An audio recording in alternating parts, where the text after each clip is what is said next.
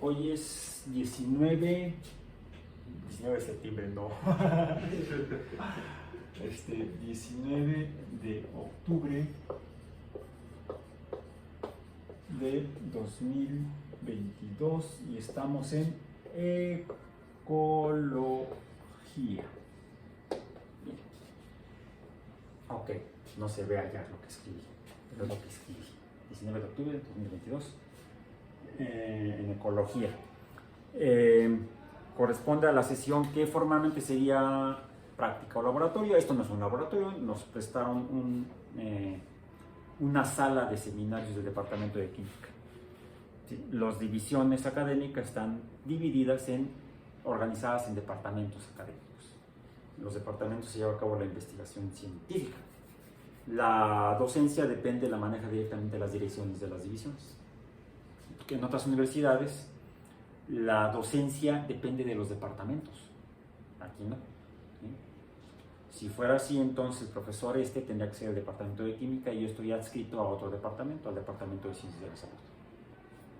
Aquí mismo en la UAM. Bien, entonces déjenme ver. Verificar porque me dices que en el CIPI. Por cierto, aquí tenemos una red que es la red temporal R, ¿sí? Para que puedan conectarse y no usar sus datos. Voy entonces a abrir mi cuenta de CIPI.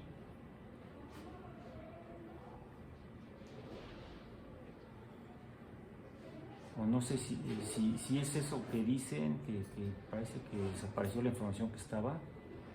Capaz que se metieron los de Wikileaks o los de, ¿cómo decían ahora? Los ajolotes o guajolotes, no sé. Mensajes. Visualizar mensajes que usted envió a sus alumnos. No, sí lo veo, aquí está. Porque a mí me aparecen los dos que envió para la clase de hoy, pero todos ahí no me aparecían. O no sé si sea problema de internet en ese momento. A lo mejor no estaba cargando. A mí tampoco me aparece. Ahí está en los mensajes. Bueno, verifíquenlo después. Si no, no hay problema, porque siendo biólogo, yo soy consciente de lo que aprendí y entendí que los sistemas biológicos tienen una característica en particular, además de las 6 que ya vimos en la sesión pasada. Son redundantes. Sus sistemas son redundantes. Ya hay más de un dispositivo para realizar la misma función. Por ejemplo, tenemos 2 ojos. Si falla uno, al menos nos queda el otro. Si fallan los dos, entonces ya nos fregamos. En cuanto a la vista, pero tenemos otros sistemas para percibir el entorno. Entonces no quedamos ahí totalmente vulnerables. Los sistemas biológicos son redundantes, incluso a nivel genético. Por eso cuando se analizó el genoma humano, se encontraron tantos genes y se vio que algunos genes parecía que no manejaban información. Es información que está ahí guardada y en un momento podría llegar a ser usable, vamos a decir. Déjenme ver, ok. Voy a cerrar mi sesión del CIPI, ya vimos que la información sí está. Y si no está en el CIPI, pues no hay problema. Podemos encontrar la información en el sitio web, que es la dirección, es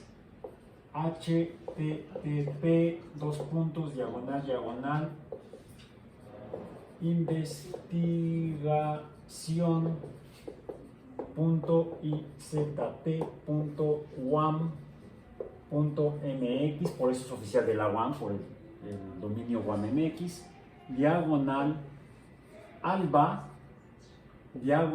aquí no tienen por qué saberse el nombre del archivo web donde está la página, porque en la página, en esta que es mi página personal, la cual yo edito, yo administro, ahí está el vínculo o acceso, o en inglés link, a el sitio web del curso de ecología, donde en el curso de ecología, en el sitio web del curso de ecología, está el programa aquí, y en el programa, si hacemos clic en el programa, podemos ver los mismos materiales que estoy yo compartiendo en el CIPI. Y aquí la ventaja es que yo puedo poner, por ejemplo, poner ay, más que fue la semana 2, esta semana 1, ponerle aquí video, el tejido que lo abarca todo, y incluso se me da cuenta cómo abre el video en el canal, y ahí está, andaba yo, no sé, okay, ahí está. Entonces así es como se puede llegar también a el documento correspondiente. Vamos hoy a guiarnos con la información que está contenida en los documentos PDF, que son los que hemos utilizado como acordeón para que no se nos olviden los puntos que debemos revisar. Bien. Ya en la sesión pasada,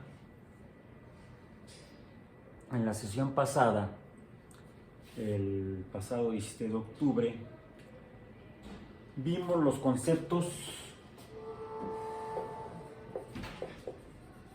brevemente, conceptos básicos de la ecología.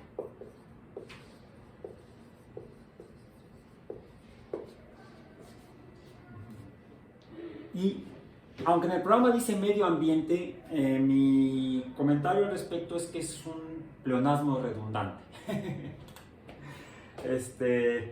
Porque en términos incluso estrictamente gramaticales del español, y podríamos decir que ecológicos también, medio y ambiente son sinónimos. Hablamos del ambiente, hablamos del medio, el lugar en el que estamos, eso es. Pero habiendo vivido un tanto la historia personalmente de cómo llegamos al concepto y manejo de los conceptos de ecología al día de hoy, 19 de octubre de 2022,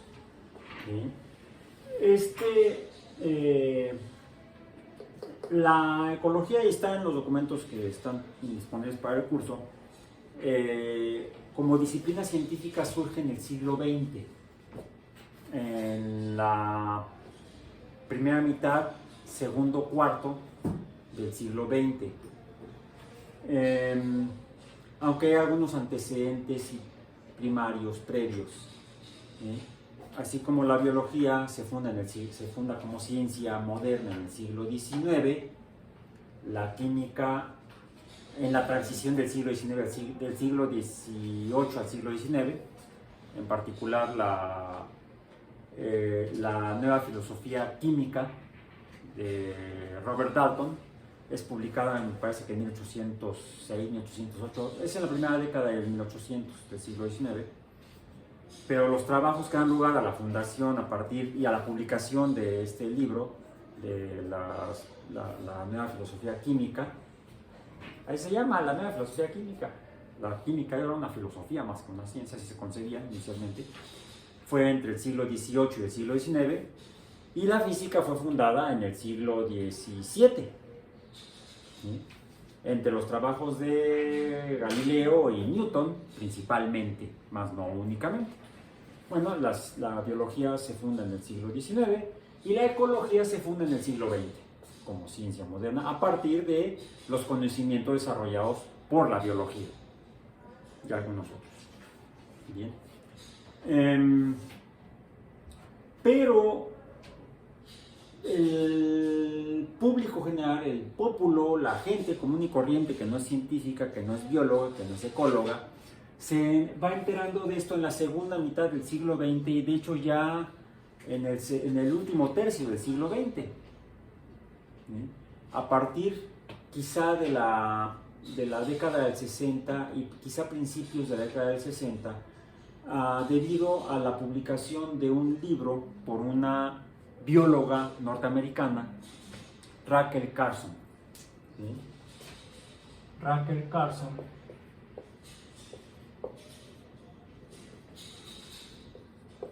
quien se graduó como bióloga en la década del 20 del siglo XX,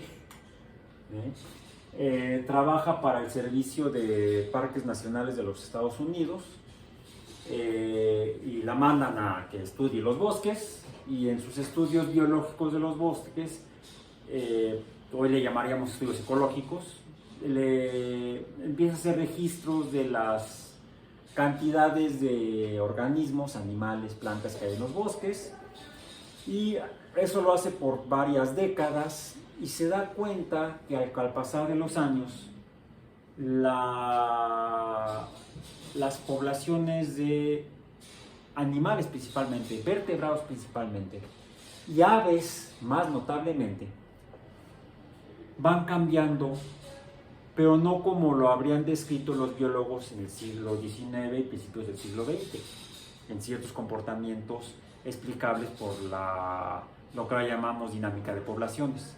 ¿Sí? Las poblaciones pasan por una fase de adaptación al ambiente, luego en el cual adaptación biológica al ambiente, el uso de los recursos, alimentación, nutrientes, se empiezan a reproducir, empieza a aumentar la cantidad de organismos, empieza a aumentar, diríamos, exponencialmente la cantidad de organismos, se puede explicar mediante una función exponencial. Siguen consumiendo los recursos del entorno, del ambiente, hasta que los recursos, el alimento quizá lleguen a ser tantos organismos de una especie que quizá el alimento ya no alcance tanto, y entonces empieza a aumentar la mortalidad de individuos de esa población y empieza a disminuir la velocidad con la que aumenta la población. No con la que se reproducen, pero sí con la que aumenta la población porque sobreviven menos. Y entonces pasamos de una fase de adaptación que en la representación matemática sería casi una línea horizontal o un poco inclinada, con pendiente pequeña, a una pendiente cada vez mayor. Esto, por cierto, lo podemos entender mejor si usamos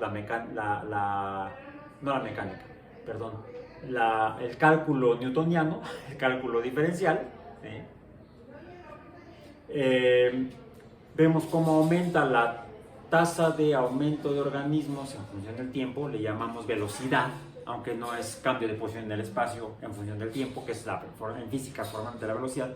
Aquí hablamos de la velocidad del aumento de la población. Empiezan a morir más de los que sobreviven después de la reproducción, y entonces empieza a disminuir la pendiente de la curva, hasta que llega un momento en el cual casi no cambia, se mantiene más o menos constante, casi horizontal.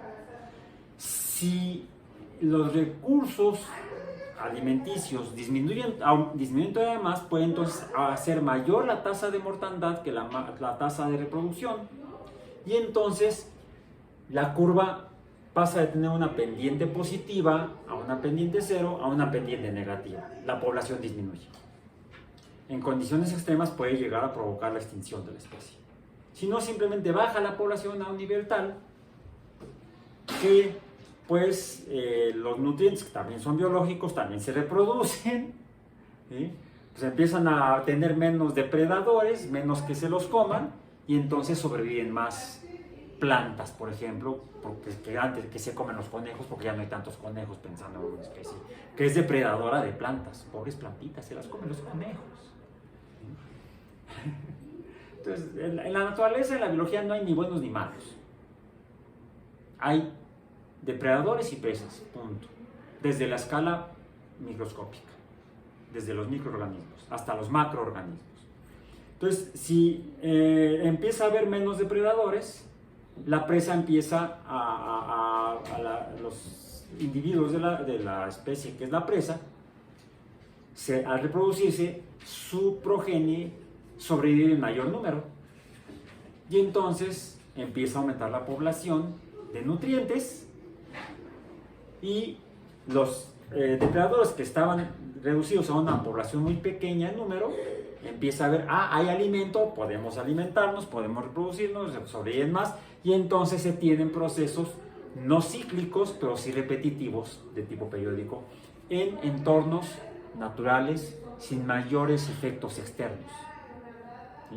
Y eso es la historia de la vida a lo largo de la historia de la vida en la Tierra, desde que se forma, de alguna manera, evolución química tal vez, se forma la materia que llamamos vida, que tiene las 6 características que mencionamos previamente, y aumentan las poblaciones, disminuyen, aumentan, disminuyen, aumentan, disminuyen, algunas se extinguen, otras permanecen.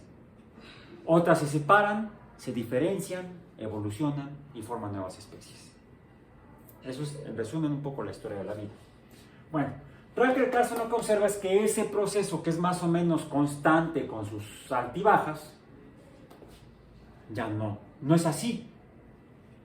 Se mantienen bajas las poblaciones de algunas especies, principalmente aves, a pesar de la existencia de alimento. ¿Por qué no se recuperan las poblaciones, los números de poblaciones de aves?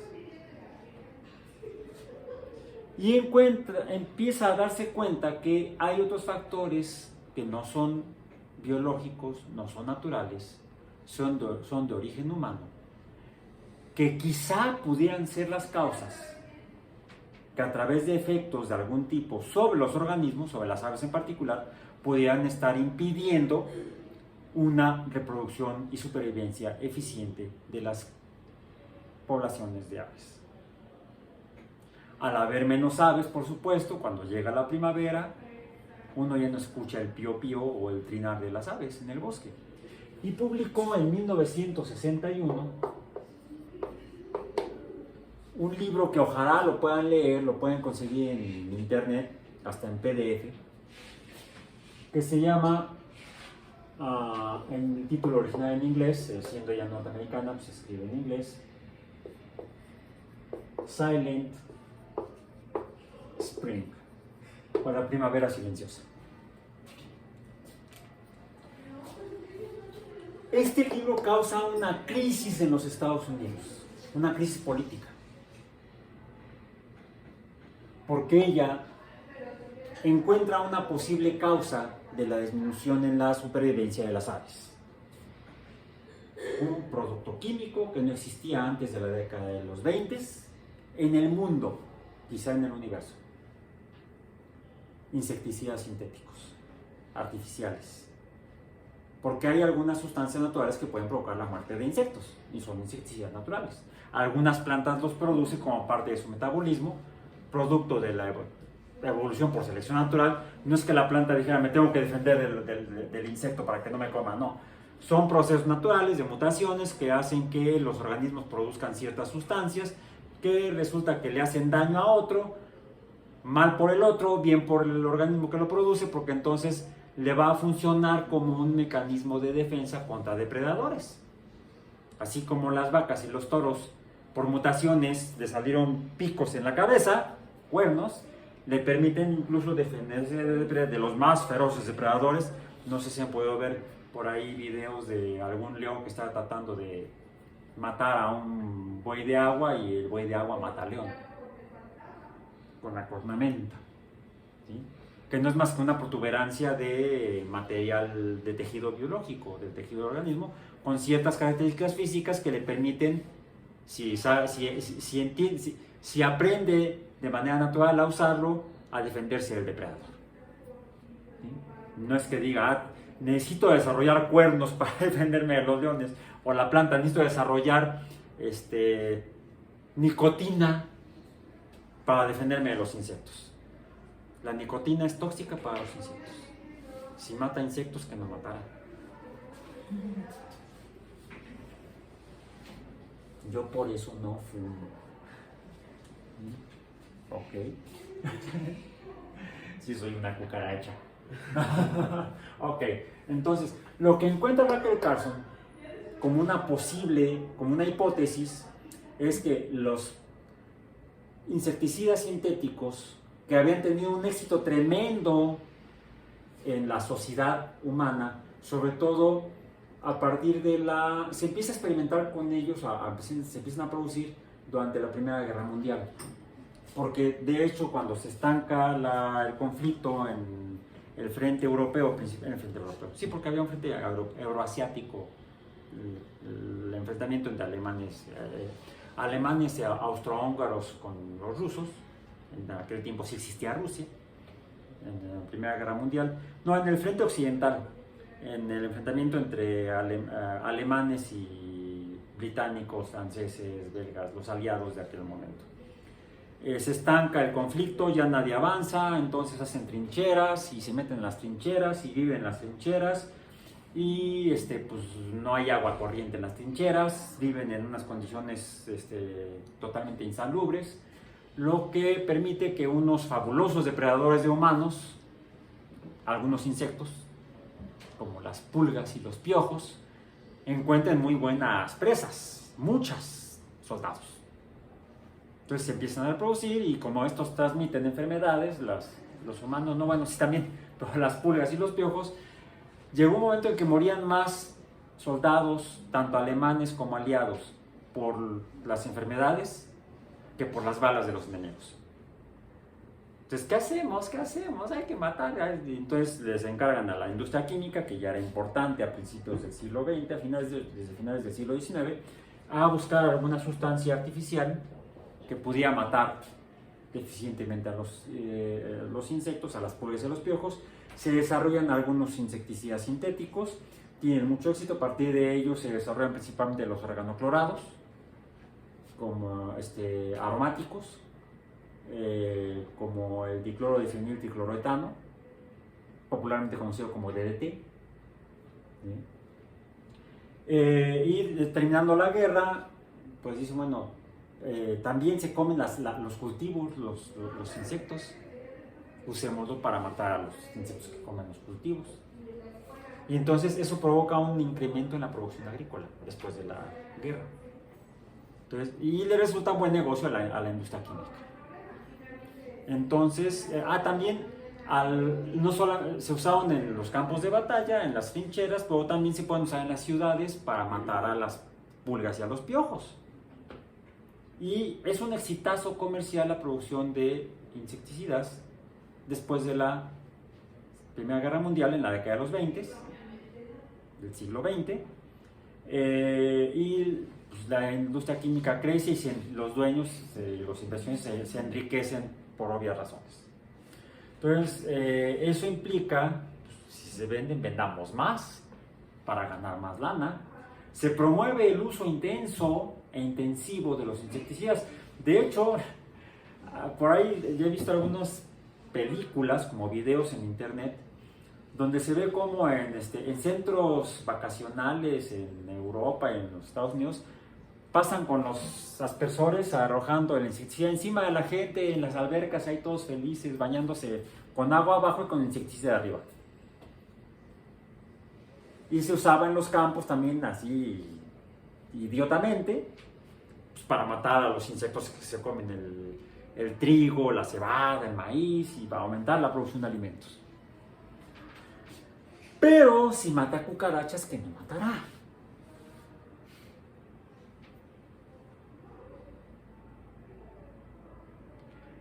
Ahora sabemos cómo es que los insecticidas, diversos tipos de insecticidas, cuáles son los mecanismos químicos, bioquímicos, a través de los cuales causan la muerte de los organismos, tanto los insectos como los demás organismos. Entre ellos, en particular en las aves, los organoclorados alteran el metabolismo del calcio. Y la reproducción de las aves depende de los huevos. Y la dureza del huevo depende de que tenga un buen contenido de calcio, las proteínas que forman la matriz del huevo. Son proteínas que incorporan calcio y eso le da rigidez. Al verse afectado por los insecticidas y el metabolismo del calcio en las aves, los huevos se hacen más frágiles. Y cuando mamá pollito, mamá ave, se sienta para empollar el huevo, lo aplasta. Por lo tanto, no nace la cría. O nace menos. De ahí que Rachel Carson, el título es como una... ¿cómo se llama? No es una analogía, sino es el término. Bueno, da la idea de qué sucede cuando disminuyen las poblaciones de aves. Ya no oímos el canto de las aves al llegar a la primavera. En los bosques de Norteamérica, donde no se oyen aves en invierno, porque está todo nevado y las aves emigraron hacia el sur. Regresan las aves en la primavera pero regresan si hay aves. Al no regresar suficientes aves, los bosques están casi silenciosos. De esa manera, hace público el problema que existe, al menos en los Estados Unidos. Posteriormente se encuentran fenómenos similares en Europa y también en el resto del mundo. Aunque surge la llamada de alerta en los Estados Unidos por Rachel Carson, empleada del gobierno de los Estados Unidos en el servicio forestal. Incluso algunos legisladores responsables la llaman para que testifique ante el Congreso de los Estados Unidos para que les diga qué está pasando y qué se puede hacer. Pues dice, pues hay que limitar el uso de los insecticidas. Por supuesto, se le pisa los callos a la industria química. Y Rachel Carson fue acremente atacada, incluso desacreditada, sin argumentos, diciendo que no, ella no es bióloga. ¿Cómo de que no? Al grado de que se llegó a utilizar, a pagar a otros científicos para que desacreditaran a Rachel Carson. No, los insecticidas no hacen daño. Eso han hecho otras industrias cuando la ciencia, más bien los científicos, denuncian públicamente los efectos nocivos de los productos de esas industrias. Sucedió algo similar en la década a finales de la década del 60, a partir del 66-68 más o menos, cuando también se empiezan a observar fenómenos similares en cuerpos de agua, pero no por insecticidas, sino por derrames de productos petroleros. Y entonces la afectada era la industria del petróleo. Y entonces la industria del petróleo empieza a pagar a científicos para que hablen en contra de los científicos que están denunciando los efectos nocivos de la industria petrolera. Cuando a principios de la década del 70, un par de químicos que trabajaban en California publican un artículo en el que encuentran que un producto que se usaba como propelente en los aerosoles, también clorofluorocarbonos, y también se usaba como la sustancia que provoca el cambio de temperatura en los refrigeradores, ¿sí? Y los aires acondicionados. Son sustancias poco reactivas químicamente, son muy estables, con propiedades físicas muy buenas, como los cambios de fase, que provocan cambios, flujos de calor. Por eso se usan para los sistemas de refrigeración, sean refrigeradores o aires acondicionados. Y además no son tóxicos, pues, porque no reaccionan, son casi como si fueran gases nobles, ¿no? No reaccionan químicamente o fácilmente. Pero estos dos químicos en California se dan cuenta que sí, finalmente sí reaccionan, pero con ozono. El ozono O3 se rompe a O2 más un radical libre cuando entran en contacto con estos clorofluorocarbonos o CFCs. No hay problema. De hecho, el ozono es un contaminante. El ozono es una sustancia altamente oxidante que puede provocar irritación, oxidación en los tejidos de los organismos. Se usa como esterilizante. Se usa para esterilizar superficies, el ozono. Se usa para purificar el agua, matar microorganismos. Entonces, han de ser muy buenos los clorofluorocarbonos. Entonces, usémoslos para acabar con el ozono. Sí, pero en la estratosfera hay, además de que en la atmósfera de la Tierra hay gases como nitrógeno, oxígeno, vapor de agua, etcétera, dióxido de carbono, también hay en la parte más alta de la atmósfera hay una cantidad relativamente alta, aunque no es mucha, de ozono, el cual reacciona no con algo químico, sino con algo físico, que es la luz ultravioleta, que viene del Sol, que si llegara a la superficie de la Tierra provocaría formación de radicales libres Eso podría afectar a nivel de ácidos nucleicos y entonces generar mutaciones. Quizá entonces mutaciones que provocaran que los organismos al reproducirse tuvieran mutaciones letales o incluso mutaciones en los organismos que ya están vivos a nivel de células epiteliales, afectando los ácidos nucleicos, dando lugar a diferentes formas de cáncer en la piel. La reacción ultravioleta, la luz ultravioleta. Pero afortunadamente, producto de la química de la atmósfera de la Tierra, existe esa capa de ozono en esa parte que se convierte en una especie como de, no sombría, pero sí amortiguador de la luz ultravioleta que llegaría a la superficie de la Tierra. Un problema con los clorofluorocarbonos, que son además moléculas muy pequeñas, son moléculas de 5 átomos, un carbono y 4 halógenos, cloro y flúor básicamente, que al ser tan livianos pues flotan sobre gases más pesados, químicamente más pesados, más masivos. Y entonces cuando salen del aerosol o se escapan del aire acondicionado que está dañado o del refrigerador que se le hizo un hoyo al refrigerante, salen a la atmósfera, van flotando hasta que llegan a las partes más altas donde reaccionan con el ozono y empiezan a romper las moléculas de ozono a O2 y radicales libres. Ergo, si ya no hay ozono, la luz ultravioleta pasa más fácilmente y puede ser peligroso para la vida en la superficie de la Tierra. Eso lo publicaron estos químicos en un número de Science en 1973, donde entonces están denunciando efectos de los clorofluorocarbonos en la capa protectora de ozono de la vida en la Tierra. Protege a la vida en la Tierra. Hay que reducir o eliminar esas sustancias, pero yo, DuPont, es uno de mis principales productos. Eso que dicen estos dos químicos y por allá otro, Paul Crutzen, europeo, es mentira. Eso decían. Pues no, se confirmó que lo que decían esos dos químicos, a los cuales les dieron el premio Nobel de Química en 1985, si no me equivoco, junto con Crutzen, a los otros dos se los dejó de tarea. ¿Quiénes fueron? Fueron atacados como Rachel Carson fue atacada por la industria química. Volvemos a tomar este tema en la última parte del curso. Forma parte del programa. Estos aspectos que he mencionado en este momento. Bueno, ok.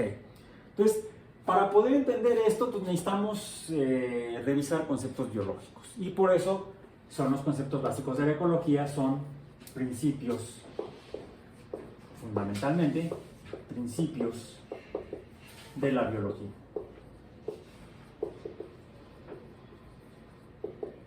Ya mencionamos, entre esos principios de la biología, déjenme ir a mi acordeón,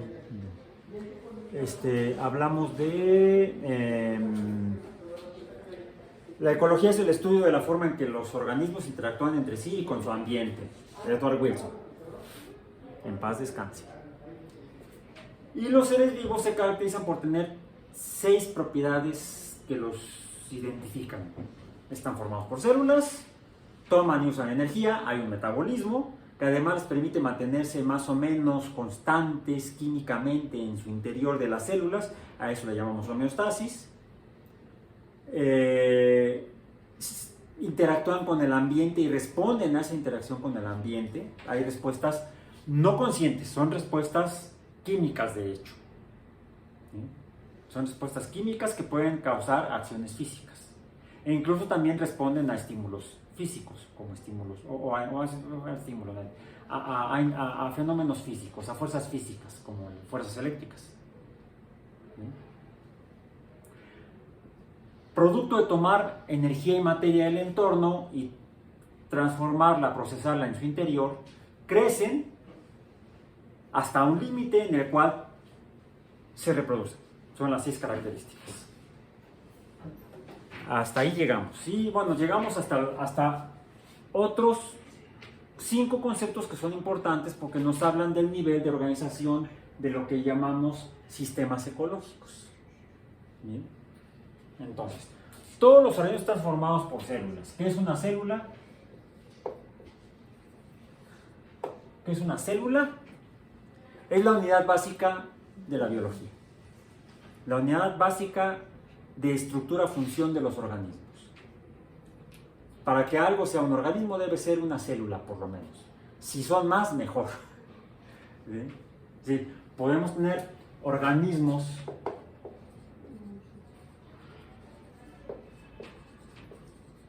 de una célula, les podemos llamar... Aquí los biólogos de repente les gusta discutir por discutir, parece. Yo ahí sí me distingo de los... Trato de llevar la fiesta en paz. ¿Sí? Unicelulares. Les digo que algunos les llaman acelulares, porque no, es que no están formados por muchas células. Sí, pero él es una célula. Y vive. Es feliz, no. No sé si sean felices las células. ¿Cuáles son organismos unicelulares? Organismos los más simples son, por ejemplo, las bacterias.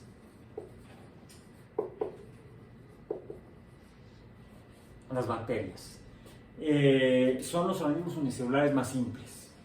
¿Sí? Hay por ahí otros que son todavía más simples que las bacterias, son los micoplasmas, pero están entre la frontera, todavía no terminamos, después de como 30 o 40 años de haberlos descubierto los micoplasmas, creo que más tiempo. No estamos todavía seguros de si son células realmente y seres vivos, por lo tanto, o son otra cosa de naturaleza biológica, porque es lo interesante de la biología, es muy compleja.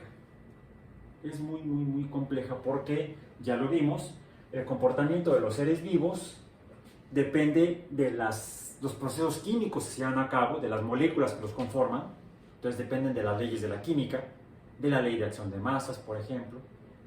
Es una de las leyes fundamentales de la química.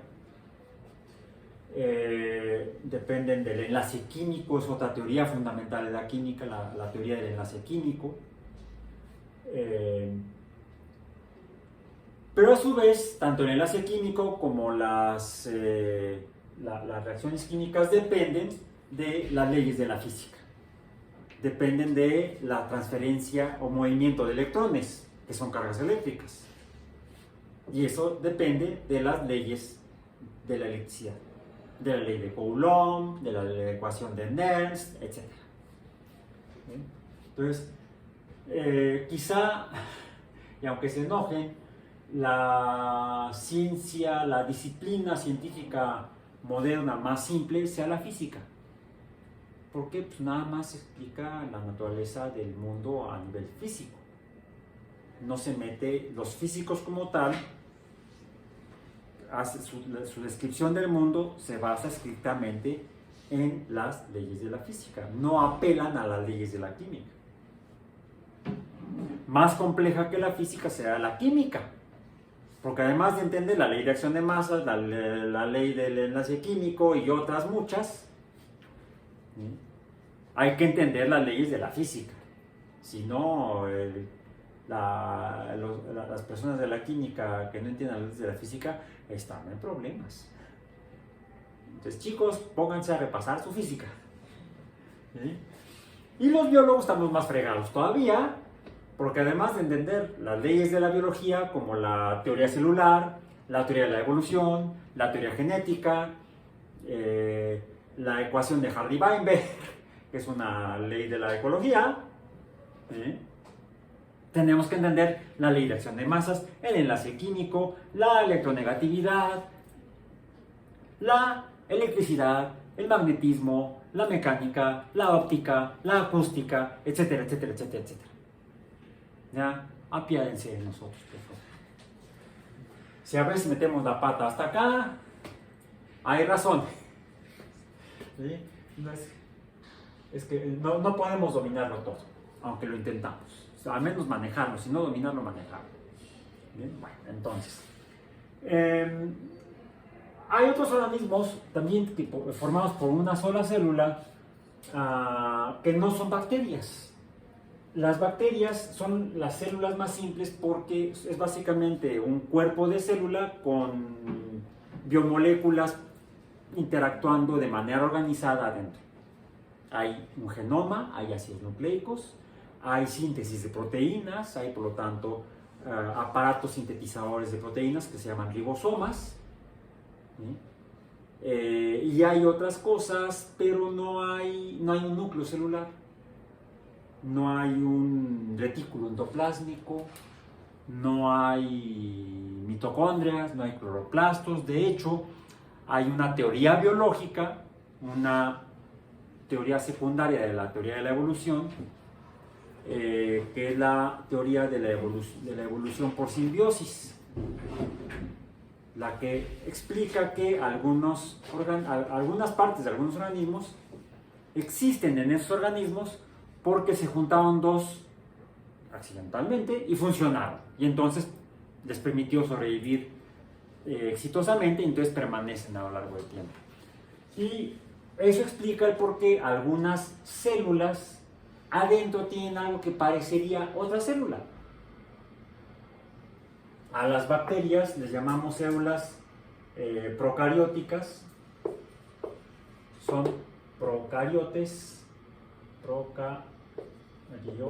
procariotas, quiere decir que no tienen carión o núcleo, sino que el ácido nucleico está medio navegando en el citoplasma, en el plasma celular. Y hay otros organismos formados por una sola célula que sí tienen un núcleo de veras. Como es de veras, le llamamos eucariotas. Son células eucariotas, aquellas que adentro tienen un corpúsculo físico, de hecho hay una membrana, dentro de la cual está el genoma, que es el núcleo celular. Pero no solamente tienen ese corpúsculo adentro, tienen otros corpúsculos también formados por membranas, como las mitocondrias y los cloroplastos, los cuales casualmente esos dos en el interior también tienen sus propios genomas. Pero no hay nada más un genoma en una célula eucariótica, no, hay dos. El núcleo, el genoma principal que está en el núcleo, y el genoma de uno de dos organelos, o los dos dependiendo del tipo de bicho o organismo que estés encontrando. Por ejemplo, nuestras células tienen núcleo, y además del núcleo tienen mitocondrias. Y en las mitocondrias hay ácido nucleico, ADN, que por cierto proviene de las mamás, el ADN mitocondrial. En las plantas hay, además de núcleo, en las células de las plantas hay, además de núcleo, hay mitocondrias y hay cloroplastos.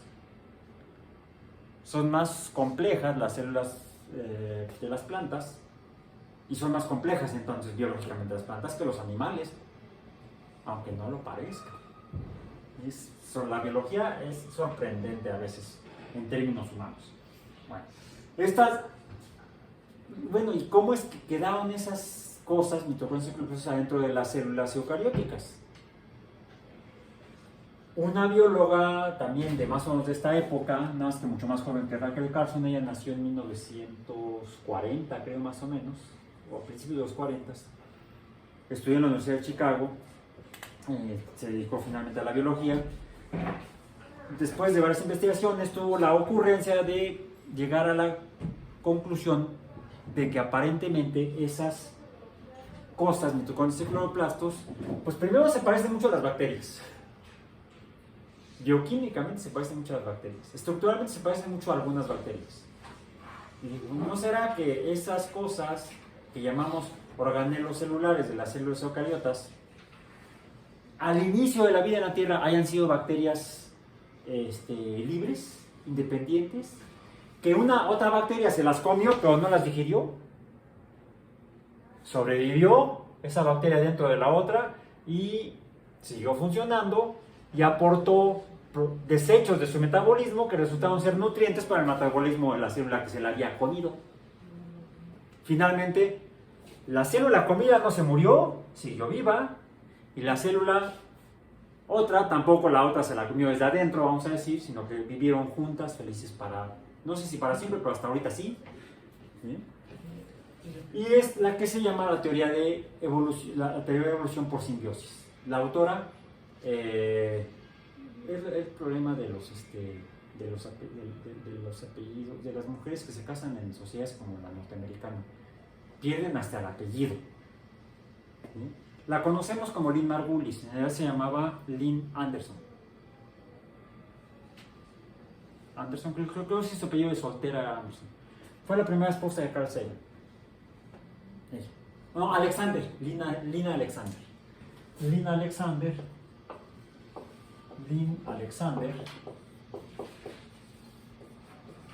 Un tiempo se fue conocida como Lynn Sagan, cuando fue esposa de Carl Sagan. Se divorciaron. Dicen que fue uno de los divorcios más exitosos para la historia de la ciencia en el mundo. ¿Sí? De ser un matrimonio caótico pasaron a ser dos científicos muy exitosos. Lynn Alexander, mejor conocida como Lynn Margulis, a través de la teoría de evolución por simbiosis, nos explica la existencia de algunos de los órganos de las células eucariotas. ¿Bien? Bueno. Hay células eucariotas que son un solo organismo, como las levaduras, que son semejantes a los hongos, pero son hongos unicelulares. ¿Sí? Hay otros que son como algunos los quieren clasificar como animales, son protozoarios, o sea, primeros animales, como las amibas, esas que no conviene tener porque uno se siente mal, y más hay gente que se puede morir por una infección amibiática. Bien, bueno, son células, organismos unicelulares. En la evolución de la vida en la Tierra, algunos organismos sobrevivieron mejor cuando se juntaban células con células y se formaban organismos formados por muchas células, pero sin diferenciarse unas de otras, sino colaborando todas entre sí, tomadas de la mano, caminando hacia la perfección. No. A eso le llamamos organismos coloniales. Son organismos coloniales. No es porque hayan vivido en la Nueva España, en la época de la Nueva España, no, de esa colonia no estamos hablando. Tampoco la colonia que usamos después de rasurarnos, esa es otra. ¿Sí? Mucho menos el shampoo.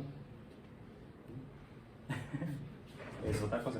Los organismos coloniales están formados por muchas células, indiferenciadas.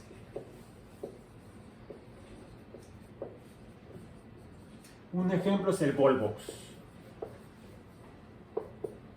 ¿Sí? Un organismo es uno, no son muchos, es uno multicelular acuático, microscópico, no son muy grandes, hay que verlos con microscopio. El Volvox. Por supuesto, ¿cómo se formaron estos? A través de la evolución de células que se juntaron y sobrevivieron preferentemente si se mantenían juntas. Si uno toma un Volvox y lo rompe, se forman dos Volvox. Pero no pueden vivir células individuales de Volvox no pueden sobrevivir. Siempre tienen que estar asociadas a otras células de Volvox. Creo que la biología es fabulosa. Es más emocionante que la mejor película de Marvel. Bien. Dentro de esas afectaciones en el genoma, mutaciones, finalmente dieron lugar a conjuntos de células donde las células se diferenciaron. Y las células diferenciadas dieron lugar a lo que llamamos tejidos.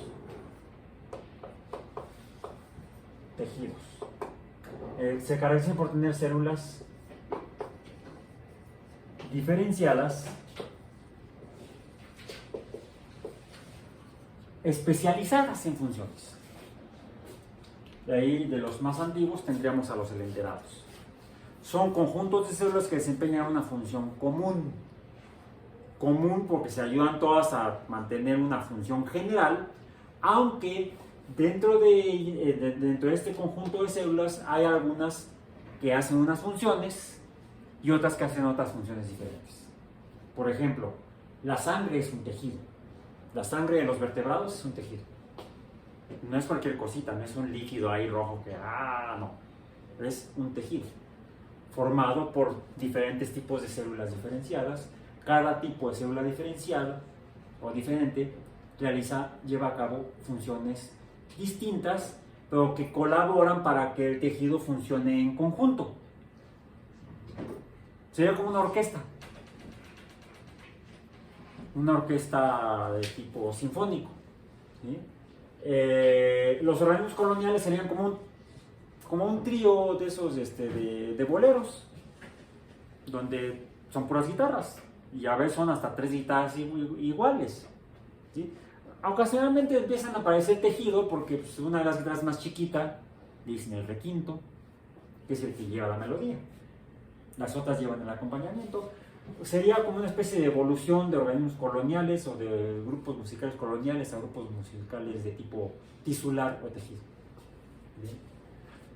Pero coloniales serían un conjunto de instrumentos que usan 3 violines tocando simultáneamente, aunque sean partes diferentes de una misma pieza musical.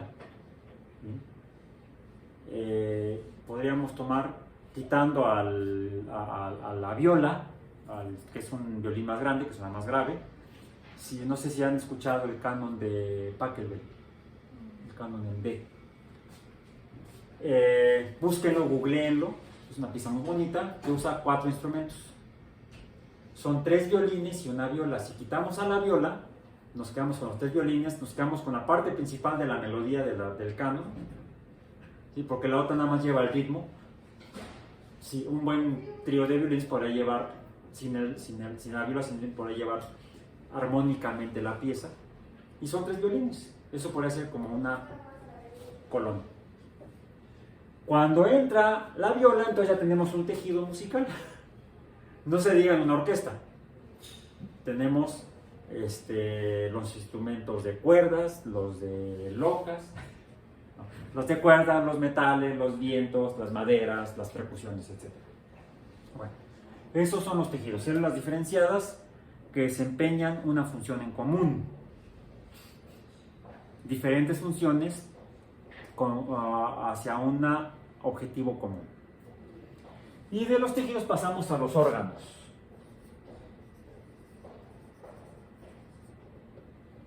Los órganos son conjuntos de tejidos. ¿Sí?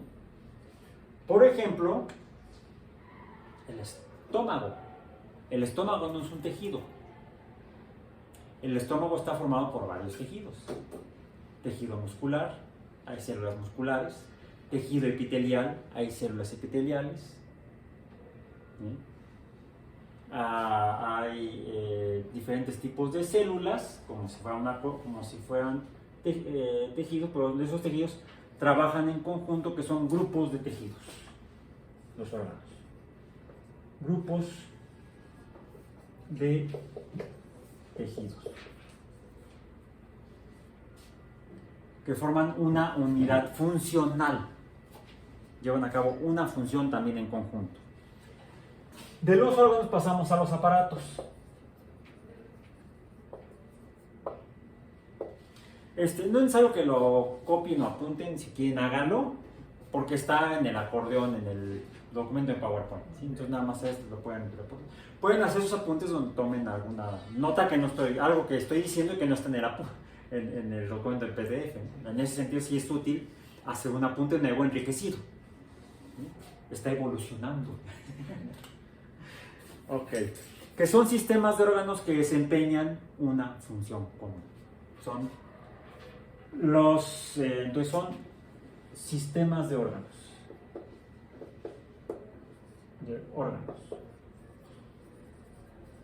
Y los aparatos dan lugar a lo que llamamos un organismo.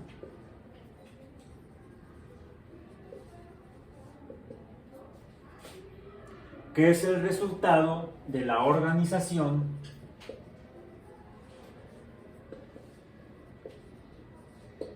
quizá de ahí el término organismo, de todo lo anterior.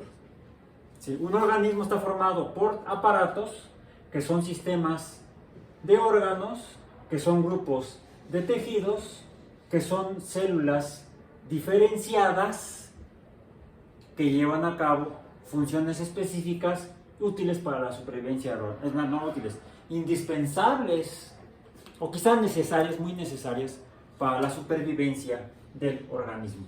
Porque podemos seguir vivos aún con la pérdida de, por ejemplo, de algunos órganos completos. Ya lo mencioné, podríamos perder la vista y eso no nos mataría. Bueno, sí nos mataría si no nos fijamos, si no tenemos cuidado y no vemos que nos atropella un camión. Pero no es la pérdida de la vista per se, ¿correcto? Sí puede suceder que haya órganos vitales o incluso tejidos vitales.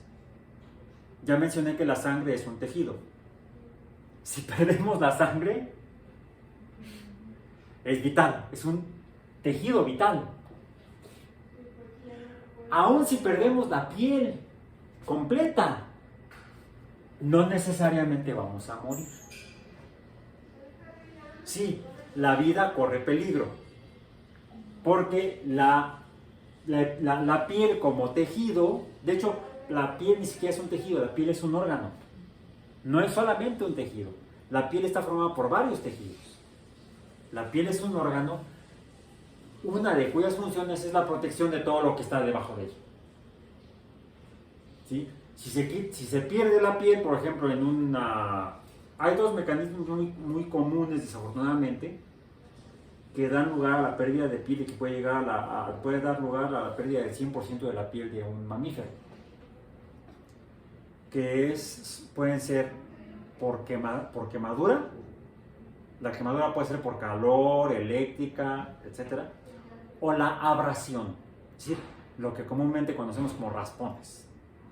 En un raspón, no sé, que te caigas rodando una colina y te vas golpeando, las abrasiones pueden ser casi en el 100% de la piel y puedes llegar a perder casi toda la piel. Entonces, eso expone otros tejidos y órganos que pueden poner entonces en riesgo la vida del individuo, de la persona. Del individuo, porque puede ser también en otro tipo de organismos, no necesariamente humanos, no seamos tan antropocéntricos.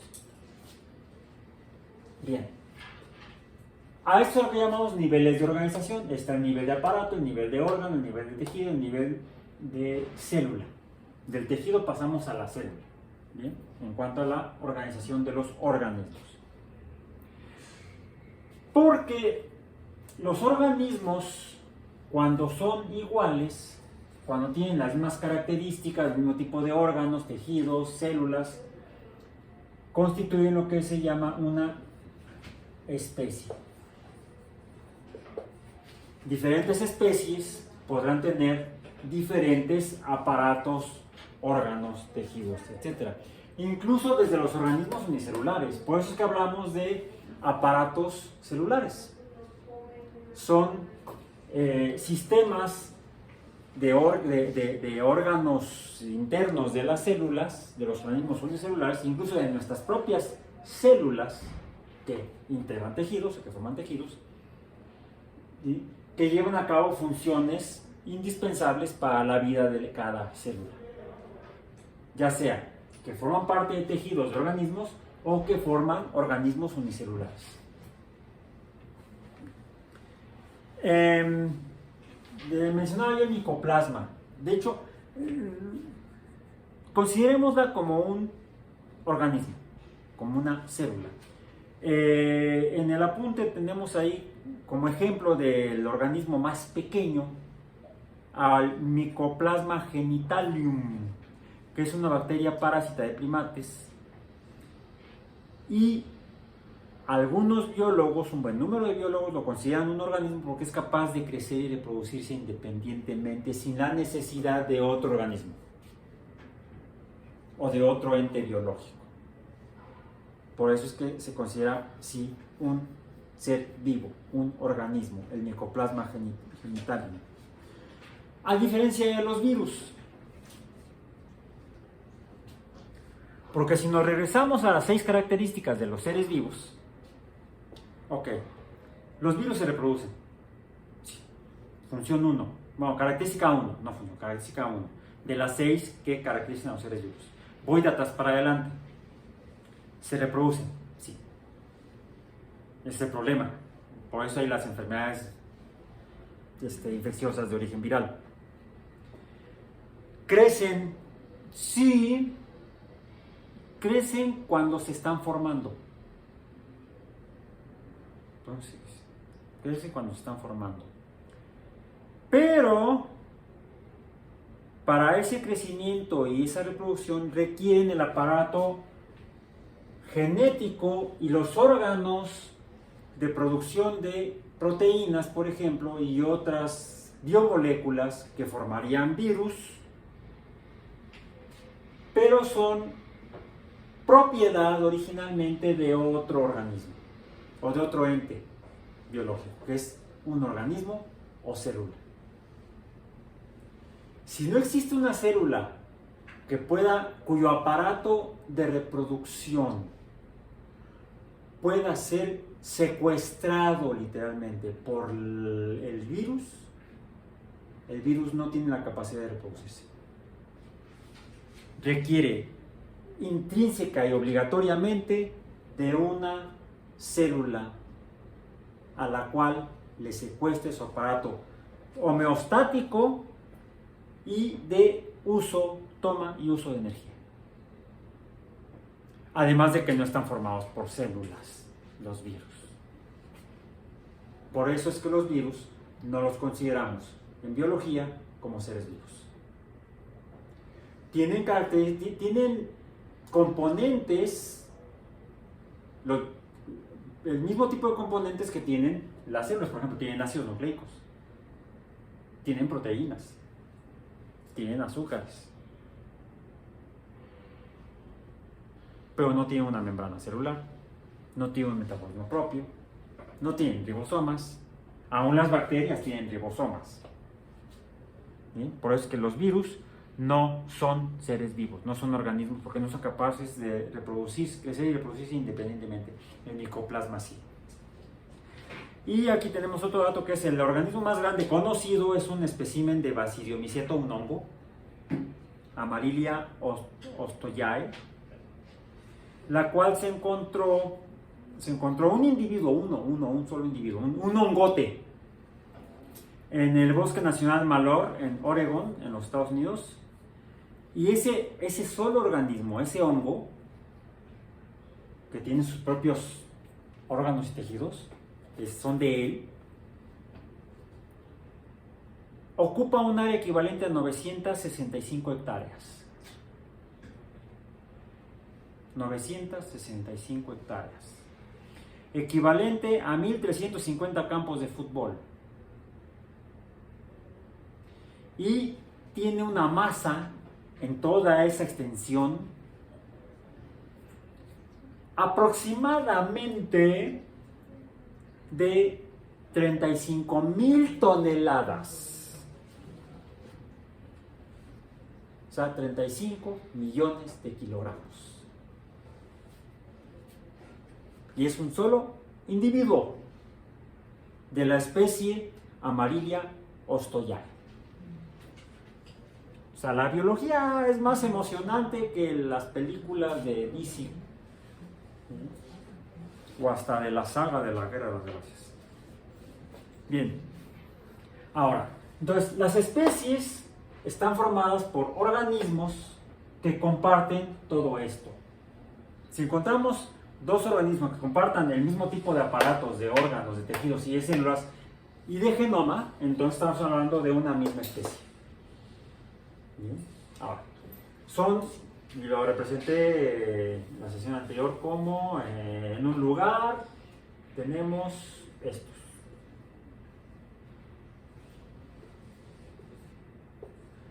Los organismos de la misma especie que ocupen un mismo lugar son una población.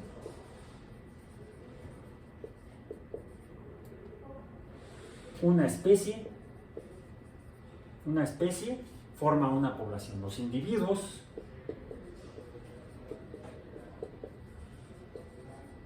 de una especie forman una población. Quiero terminar esta parte para poder hacer otra actividad antes de retirarnos el día de hoy. Ok, bien. Voy a tratar de tomarme unos 15 minutos, cuando mucho. Para tomar unos 10 o 15 minutos para una actividad. Bien. Entonces, una población es un conjunto de organismos de una especie en un área determinada. Si tenemos otra área determinada, donde hay el mismo tipo de organismos, serán entonces otra población. Aquí estamos hablando de dos poblaciones de la misma especie, en dos lugares diferentes.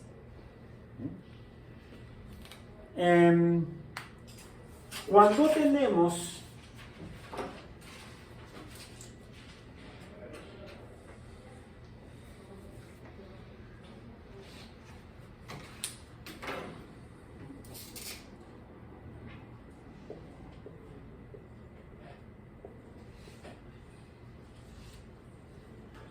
varias especies en un mismo lugar, tenemos entonces lo que se llama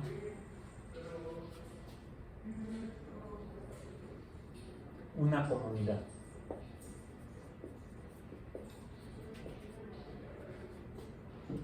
Varias especies en un mismo lugar son una comunidad. Aquí tendríamos entonces dos comunidades diferentes. Aquí tenemos dos poblaciones diferentes. Aquí tenemos dos poblaciones diferentes, aunque una población está compartida entre estos dos lugares distintos. Aquí tendríamos una comunidad distinta a esta otra comunidad.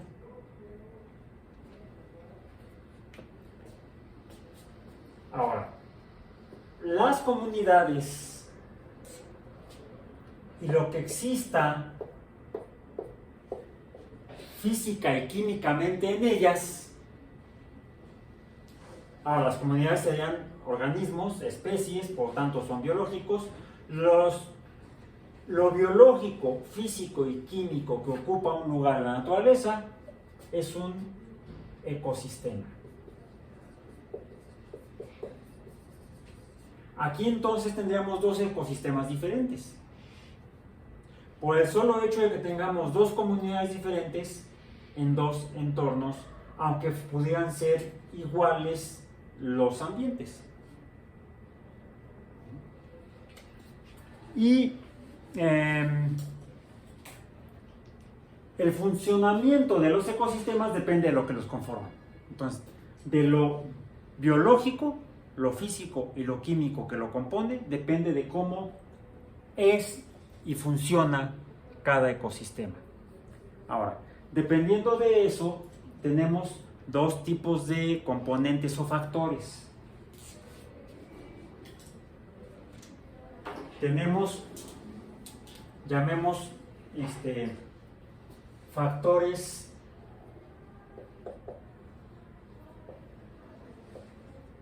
bióticos, todo lo que sea biológico, y aunque aquí pinté a una especie con negro, todos son circulitos, lo estoy poniendo aquí para especificar que se tiene que ver con los organismos, y lo que pinté aquí fueron rayas negras, y ellos serían cosas que no son seres vivos, no son biológicas. Incluso hasta entes biológicos, consideremos por ejemplo los virus, que no son seres vivos, son entes biológicos, también serían factores bióticos en un ecosistema. Entonces podemos tener factores bióticos vivos, cualquier organismo, cualquier ser vivo, y factores bióticos no vivos, como los virus. La presencia de virus en un entorno, en un ambiente, representa un factor biótico del comportamiento del ecosistema. Por ejemplo, la propagación de enfermedades, la muerte de individuos, que se convertirá entonces quizá en nutriente para otros organismos. Y tenemos lo químico y lo físico, que son a lo que llamamos factores abióticos.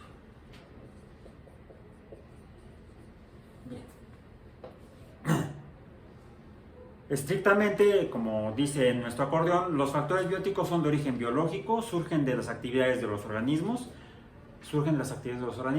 Quiere decir que factores bióticos no son solamente los organismos per se, incluidos los no organismos como los virus, sino incluso cualquier cosa que produzcan los organismos. Por ejemplo, los desechos, las excretas.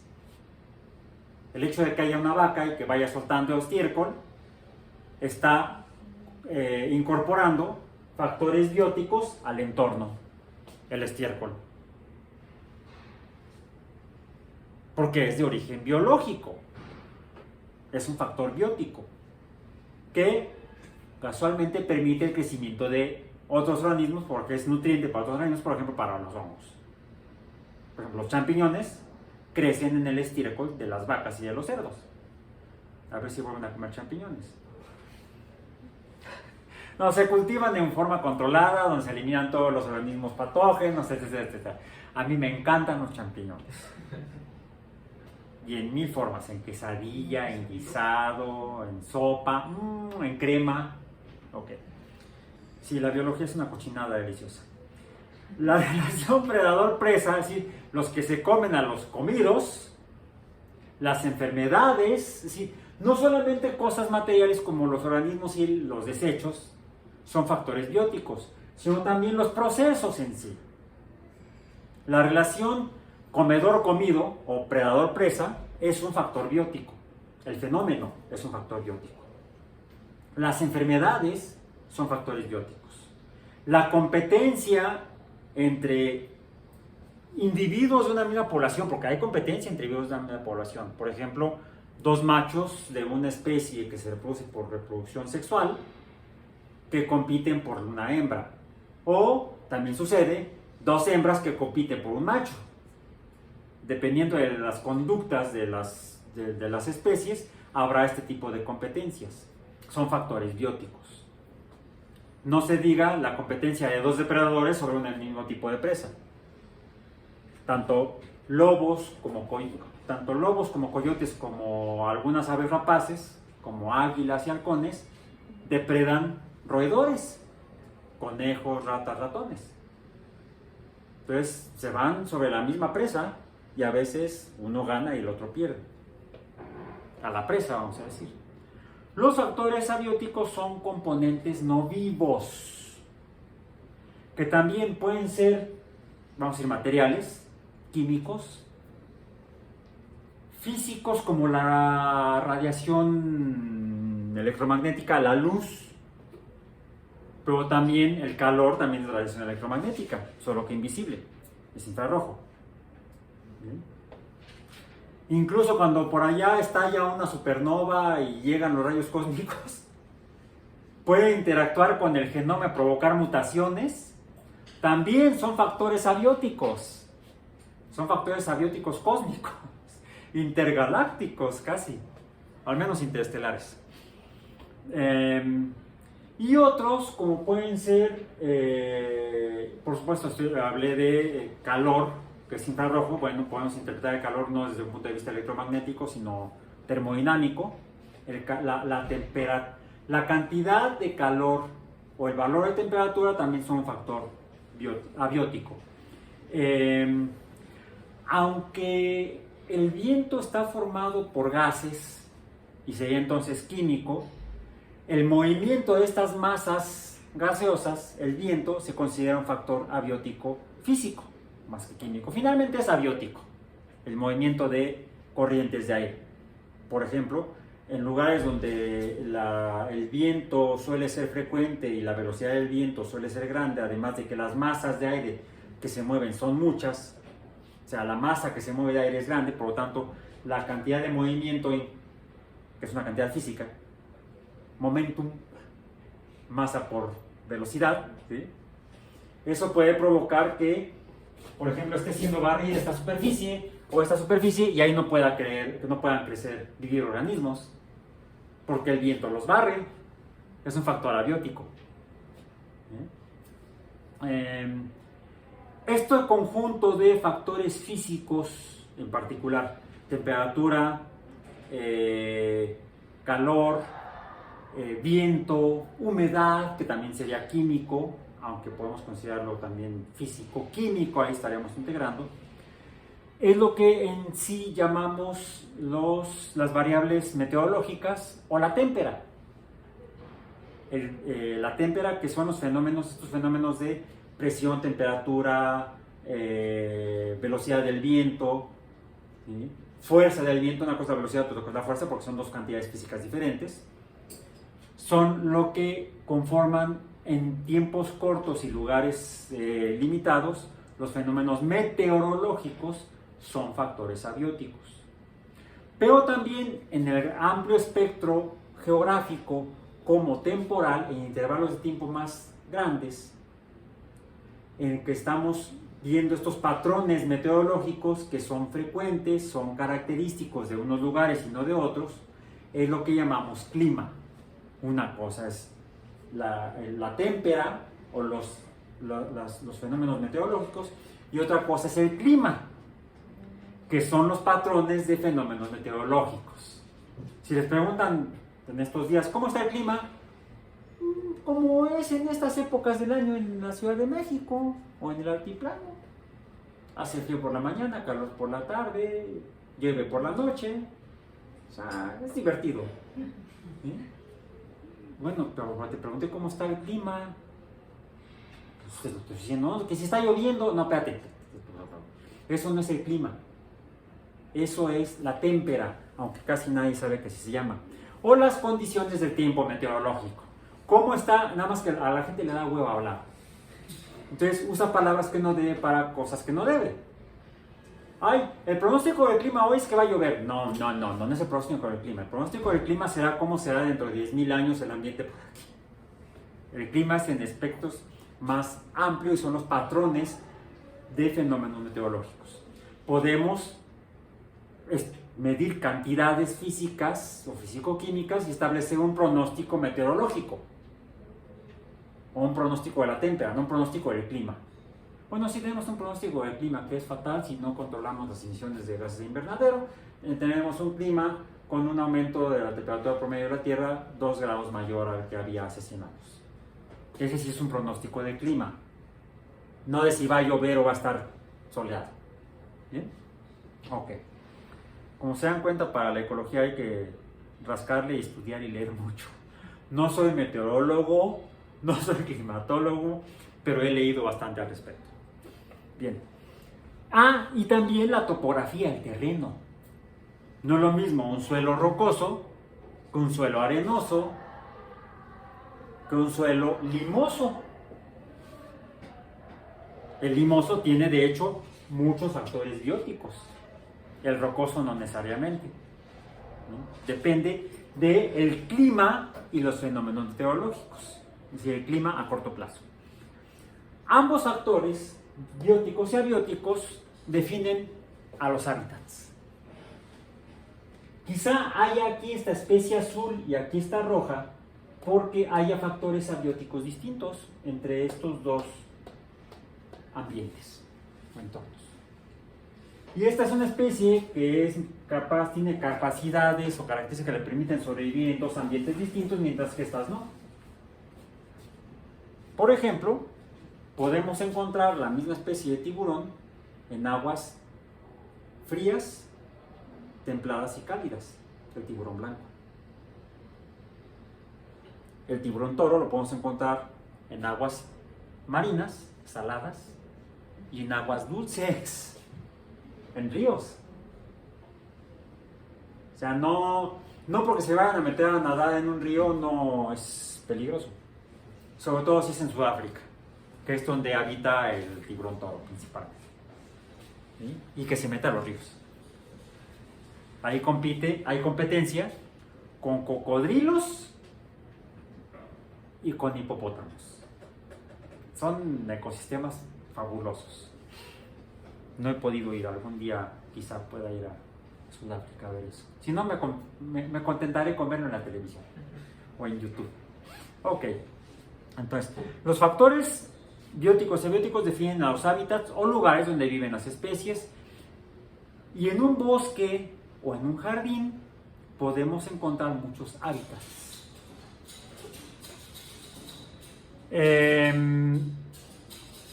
Terminando y cerrando esta parte, las grandes extensiones de hábitats o los grandes ecosistemas en la Tierra nos podemos encontrar diferencias entre unos y otros, y entonces hablamos de biomas. Podemos hablar del bioma del bosque, el bioma del desierto, el bioma de la tundra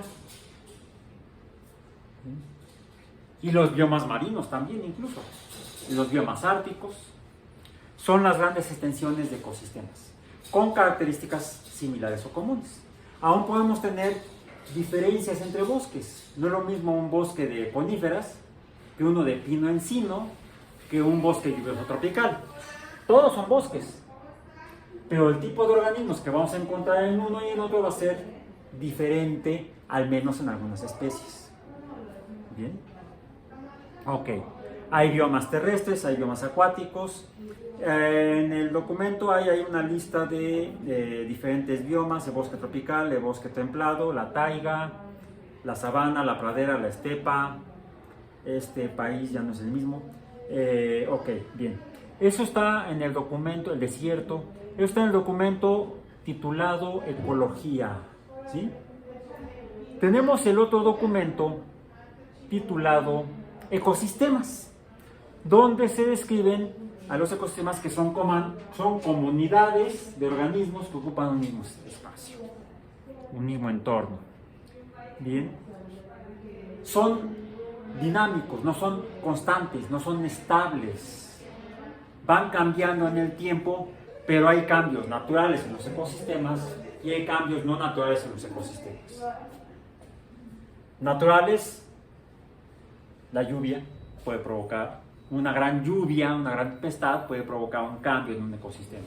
Una inundación, un huracán puede provocar cambios en un ecosistema. Una sequía natural puede provocar cambios en un ecosistema. El aumento en la población de una de las especies puede provocar cambios en el ecosistema. La disminución de una o varias especies puede provocar cambios en el ecosistema. Una erupción de un volcán puede provocar cambios en un ecosistema. Un sismo puede provocar cambios en un ecosistema. Una explosión de una supernova en otra región de la galaxia puede provocar cambios en un ecosistema. Pero todos son cambios naturales. Por otro lado están los cambios antropogénicos, los que causamos las personas. Ahora, si un elefante pasa por un lugar y aplasta plantas y tira árboles, es un cambio natural. Si un humano llega con una motosierra a cortar árboles o con un tractor, eso no es natural.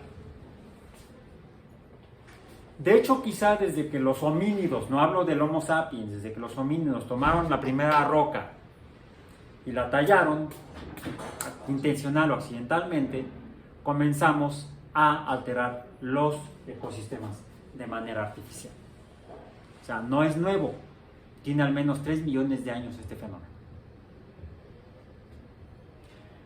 Pero quizá no se notaba, o quizá no se daban cuenta.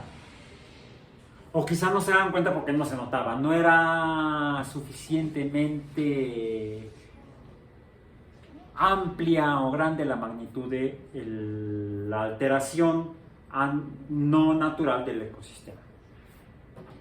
Bien. Hay algunos principios que regulan los ecosistemas. Básicamente comenzamos con 2. Hay tanto como es posible, depende de los factores bióticos y abióticos. Y las reglas cambian en el espacio e incluso dentro de un mismo ecosistema, porque quizá este es el ambiente, pero puede haber diferencias graduales o bruscas dentro de un mismo ecosistema. Bien.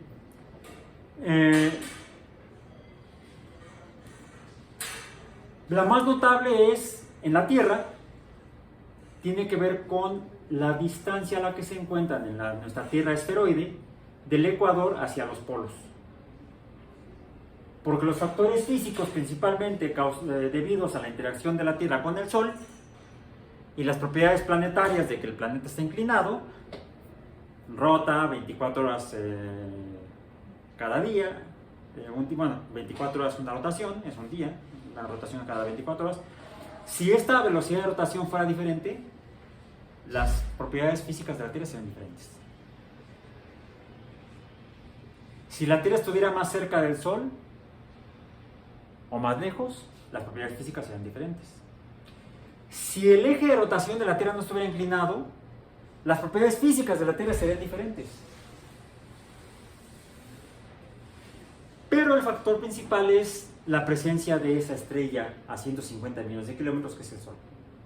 Y cómo la energía electromagnética que llega de ella a la superficie de la Tierra, dependiendo de a qué distancia el ecuador llegue hacia el polo norte y hacia el polo sur, lo cual es gradual y que se distribuye por la rotación de la Tierra, no influye la órbita elíptica, que a veces la Tierra está más cerca del Sol, a veces más lejos, pero son del orden de 2 a 4 millones de kilómetros la diferencia, que con una distancia de 150 millones de kilómetros, 2 o 4 no pintan.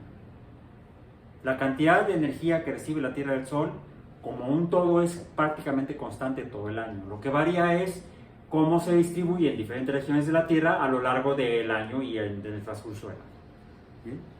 Entonces, cambia de acuerdo lo que hay, por ejemplo, en energía luminosa, depende de las zonas sobre la superficie de la Tierra o de las zonas geográficas. Y de eso depende que haya diferentes biomas, por ejemplo, en la Tierra. Tenemos los biomas árticos en los polos y los biomas desérticos en las zonas tropicales. ¿No me dijeron que era lindo la zona tropical? Voy por la vereda tropical, dice la canción. No, voy por el desierto tropical. Los desiertos están en los trópicos. Sí, en la zona intertropical entre los trópicos y el Ecuador están los deliciosos bosques lluviosos tropicales, plagados de insectos y plantas tóxicas. Qué bella es la vida. Bien, bueno. Ahora, sí, cambian, pero de manera gradual. Y debido a los fenómenos terrestres, astronómicos, la rotación, la traslación, estas cantidades de factores, sobre todo los abióticos, eso sí se repiten cíclicamente. Pasamos del invierno a la primavera, al verano, al otoño, y luego otra vez invierno, primavera, verano, otoño, en los hemisferios norte y sur. Eso se repite. Pero los fenómenos biológicos propiamente, los de los organismos, esos no son cíclicos. Son también periódicos, pero van cambiando a lo largo del tiempo en la vida. En cambio, las estaciones se repiten, se repiten, se repiten, se repiten. Al menos en intervalos de tiempo grandes, no tan grandes como la historia total de la Tierra, de los 4.500 millones de años. Porque la Tierra ha cambiado, sí, en los 4.500 millones de años. Pero a escala biológica la vida es relativamente joven, sobre todo la vida macroscópica, la vida pluricelular y sobre todo ya visible, esa tiene algunos cientos de millones de años. No llega a los miles de millones de años. Por cerca de 2 a 3 mil millones de años, una vez que se formó la vida en la Tierra, no había más que células, organismos unicelulares, microorganismos. La vida macroscópica es relativamente reciente en tiempos geológicos en la Tierra. Y por lo tanto, así han variado la naturaleza de los ecosistemas. Hoy en día, sí, y no solamente por la actividad humana, la variabilidad en los ecosistemas está más acelerada, digamos. Pero es como un proceso natural de evolución de la vida en la Tierra. Ahora, en los ecosistemas hay diferentes lugares donde pueden vivir o no diferentes especies de organismos. Y esos son los que llamamos nichos. Bien. Y en cada nicho hay especies que son, para que ese nicho tenga ese tipo de comunidad de organismos, tiene que haber esos organismos y no otros. Y así entonces encontramos organismos que podríamos, en función de los nichos, definir como indispensables. Si ese organismo desaparece, porque lo extraigamos o porque se extinga, el ecosistema del nicho o las propiedades ecológicas del nicho pueden cambiar, incluso dar lugar a la destrucción o a la pérdida del nicho. bueno, más bien, características ecológicas del nicho. El nicho se transforma en un nuevo espacio que alguna otra especie podrá explotar. Bien, bueno. Voy a quedarme hasta aquí porque quiero que, ya me pasó un poco más de tiempo, vamos a ocupar 20 minutos, son las 10:10. Vamos a ocupar los siguientes 20 minutos, no en este espacio de una sala de seminarios, sino afuera. Porque esto, si fuera un ecosistema, es extremadamente pobre. No hay mucho, aunque sí podríamos encontrar, utilizando instrumentos apropiados, quizá organismos. En lugares específicos, en nichos, en unos nichos y no en otros. Y eso podemos encontrarlo hasta en la casa, hasta en el refrigerador, en el baño, en el lavabo. Vamos a encontrar, si tenemos cuidado en observar, y esa es la característica fundamental cuando queremos hacer ecología, tenemos que aprender a observar para poder identificar los diferentes factores bióticos y abióticos que forman un ecosistema. Hagamos entonces, hoy que es supuestamente es el día de práctica, una pequeña práctica, salgamos a observar el jardín que está aquí afuera del edificio en el que estamos. 20 minutos a partir de este momento y nos retiramos entonces a las 10:30 para seguir con nuestras actividades académicas en la universidad. Por hoy terminamos la sesión aquí. Lo que sigue no va a quedar en el video porque no lo voy a grabar. ¿Sí? Termino en este momento el video que se subirá a YouTube posteriormente. Por cierto, la primera clase ya está en YouTube. ¿Sí?